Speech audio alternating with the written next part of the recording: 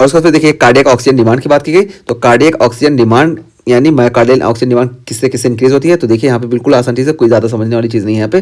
तो myocardial oxygen demand increase होती है कॉन्ट्रैक्टिलिटी से, जब इसको ज़्यादा कॉन्ट्रैक्ट करना होगा तो ऑक्सीजन की जरूरत ज़्यादा ही पड़ेगी, क्योंकि यहाँ पे ऑक्सीजन ज़्यादा चाहिए ना, माइटोकॉन्ड्रिया ज़्यादा काम करेगा, ये चीज़ हुई। और आफ्टर जब इंक्रीज होगा तो इसको ज़्यादा जब पंप इधर करना है तो यहाँ पे भी हमको ज़्यादा ऑक्सीजन की जरूरत पड़ेगी, ठीक है।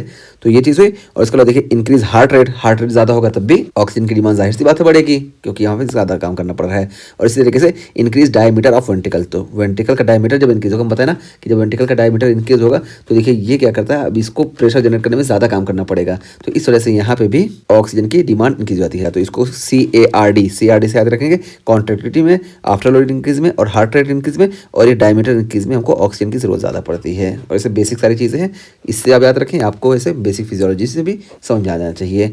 और उसका फिर देखिए यहाँ पे बताया गया कि coronary sinus contain most D oxygenated blood in the body, ये इंपॉर्टेंट चीज़ है कि पूरी बॉडी में जहाँ भी डीऑक्सीजनेटेड ब्लड होता है ना, यहाँ पे सबसे ज़्यादा हमारे कोरोनरी साइनस में होता है। तो कोरोनरी साइनस देखिए हार्ट में पीछे के साइड होता है, और हार्ट के हमारी जो मसल्स होती है बराबर काम करती रहती है ना, इस वजह से सबसे ज़्यादा ऑक्सीजन का यूटिलाइजेशन यही करती है हार्ट की मसल्स।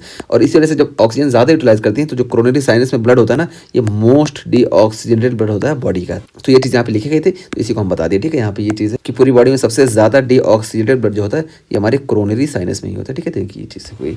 तो इस तरीके से हमारा पूरा ये कार्डियक आउटपुट वेरिएबल का टॉपिक कंप्लीट हो गया। तो कार्डियक आउटपुट वेरिएबल में हम पूरा बता दिया कि स्ट्रोक वॉल्यूम कैसे कैसे चेंज होता है, और उसके बाद फिर हम कॉन्ट्रैक्टिलिटी को बताया कि यहाँ पे कैटेकोलामाइन कैसे वर्क करता है। कैटेकोलामाइन का दो मेन मैकेनिज्म है कि एक सार्कोप्लाज्मिक रेटिकुलम में कैल्शियम एटीपीएस को बढ़ा देता है, इस वजह से यहाँ पे स्टोरेज बढ़ जाता है, और बाकी यहाँ पे कैल्शियम फास्फोराइलेशन करा देता है, ठीक है, कैल्शियम चैनल का। इस वजह से कैल्शियम इंड्यूस्ड कैल्शियम रिलीज देखने को मिलता है, और ये जो होता है मसल को कॉन्ट्रैक्ट करा देता है। इसी तरीके से इंट्रासेलुलर कैल्शियम या एक्स्ट्रासेलुलर सोडियम कम हो रहा है तब भी हमको कॉन्ट्रैक्टिव इंक्रीज देखने को मिलेगी। उसका मैकेनिज्म यही है कि ये सोडियम कैल्शियम एक्सचेंजर काम नहीं करेगा। अगर बाहर सोडियम ज़्यादा हो गया तो अंदर सोडियम नहीं आएगा, तो अंदर से बाहर कैल्शियम ज़्यादा नहीं जाएगा, इस वजह से अंदर कैल्शियम ज़्यादा रहेगा। ये पूरा हम अच्छे से बता के आए। और डाइजॉक्सिन का भी मैकेनिज्म बता दिया कि डाइजॉक्सिन जो होता है ये दो मैकेनिज्म से, मतलब ये आके सोडियम पोटेशियम चैनल को ब्लॉक करता है, इस वजह से अंदर से बाहर जो होता है ये कैल्शियम नहीं जाता और अंदर कैल्शियम इंक्रीज हो जाता है। तो इस तरीके से डाइजॉक्सिन भी काम करती है।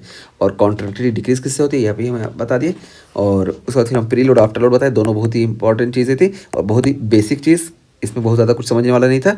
और फिर यहाँ पे देखिए ये लेप्लेसिला हम बताएं किस तरीके से हम इसको ट्रीटमेंट में इस्तेमाल करते हैं, ठीक है। तो रेडियस जो होती है, रेडियस को हम कम करते हैं, हमारा टारगेट होता है कम करना हार्ट फेलियर के केस में, और टेंशन वगैरह को हमारा टारगेट होता है बढ़ाना, क्योंकि टेंशन जो होते हैं ये डायरेक्टली प्रोपोर्शनल होते हैं प्रेशर के, ठीक है। तो प्रेशर भी हम बढ़ाते हैं, टेंशन भी बढ़ाते हैं, और रेडियस को हम कम करते हैं। यही हमारा बस लेप्लेसिस लॉ में होता है, ठीक है।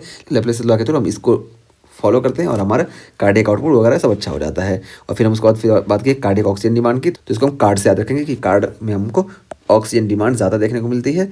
तो contractility, after load, heart rate और डायमीटर ये सब इंक्रीज होंगे तो ऑक्सीजन डिमांड अपने आप इंक्रीज हो जाएगी।